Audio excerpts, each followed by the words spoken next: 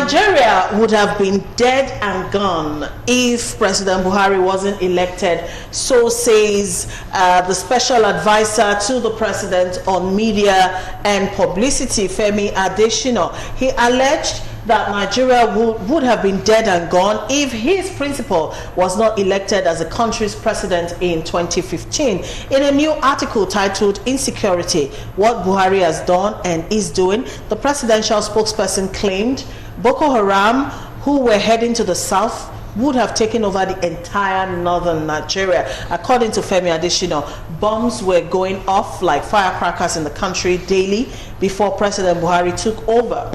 He stated that the first thing Buhari did after he resumed office was to restore the morale of the Nigerian military by re-equipping, retraining, and improving salaries and welfare. Well, it's a longish article. Yeah, if you have time to go online, you can go read it. But then the president's spokesman actually talked about a whole lot of issues. He also admitted that though there are some new aspects of insecurity like banditry, kidnapping and all of that, kidnapping for ransom that has come into the picture, but still we cannot play down the fact that the president has actually done so much. He mentioned the many military operations, that have been launched in different parts of the country and also what they've been able to achieve. He also mentioned the welfare package, for the military people, especially the Navy and all of that. And it goes on and on and on. But then, putting such a statement out there in the public space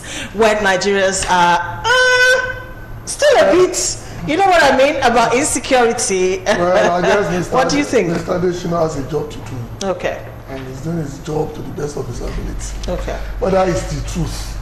It's another thing entirely.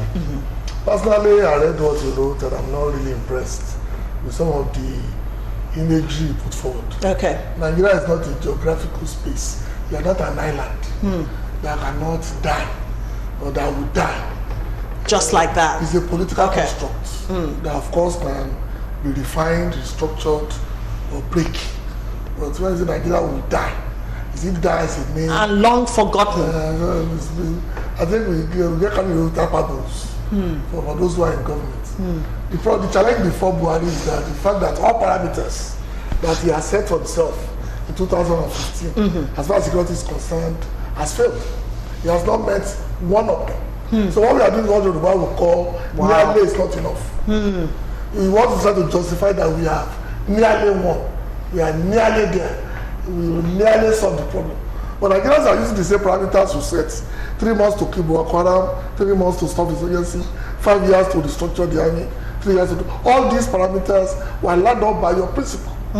Nobody forced it. Exactly. Nobody put a gun to his head. Okay, and we are all following the timeline. Precisely, and he has failed for every parameter he set for himself. So how about the checklist of breakthroughs as put forward by his spokesperson? So nothing actually checks. Nothing checks. Okay. Those are generally, for example, if you're employed, as you know in our job, you're employed to deliver an article.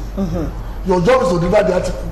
What to do if the article is not ready is not anybody's problem. At all. What was that on that day, front page must carry God your forces byline. Doesn't matter whether I had an accident or something happened to him, nearly is not enough. Yeah. Nearly doesn't pay the bills. All right, like my mother would say, you cannot nearly kill a bird. Mr. Fosse. Actually, at times, I don't know the kind of issue that we discuss here. If Femi Adesina says his principal has done well, I don't know who you expect to say that. He said Nigeria would have been dead. That is it. He has been saying that. He's not just saying it. From the beginning, Femi Adesina has been saying that Nigeria wouldn't have been Nigeria if Buhari had not come to power. And I'm asking myself, of course, he's saying that because he's earning some wages for saying that. That's why he's a special assistant. He's just doing his job. Media. He's doing his job. Okay. Even Akogun that is saying this, if he was there, he would have said the same thing. He would have written an article longer than let me take you on that. Chief said doing his job. It's like you saying, I'm doing my job, I'm sitting down here and I'm not saying nothing. Do you get? My first duty sitting down here is to disseminate information.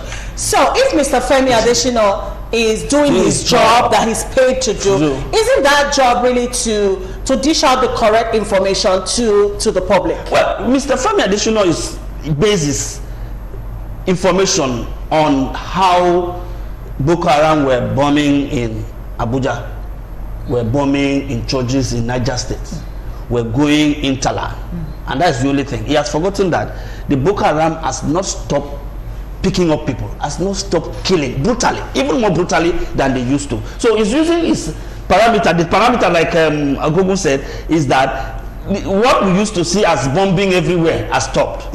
But is that the only thing? Is that the only havoc that Boko Haram unleashed on Nigeria? No, they are not. So you know that even the president, the party of the Mr. President, the president himself, and those who love the president, they have continually said that the Boko Haram has been technically defeated. What does that mean? When you say you are technically defeated something, what does it mean? Have you completely defeated him? No. Boko Haram is still doing all of this. So if what is his name? You saw the reply that, permit me to digress a little. You saw the reply that Garuba Shehu gave to Ango Adulayi, Alhaji Ango Adulayi. Still the same issue, saying that the Northern Elders Forum has no credible people. The same people that even Garuba Shehu tomorrow will be a member of that organization. So they are just doing their job, as far as I'm concerned. But we know as Nigerians that what we know is that Mr. President has failed in terms of security. He has failed in terms of economy. All right.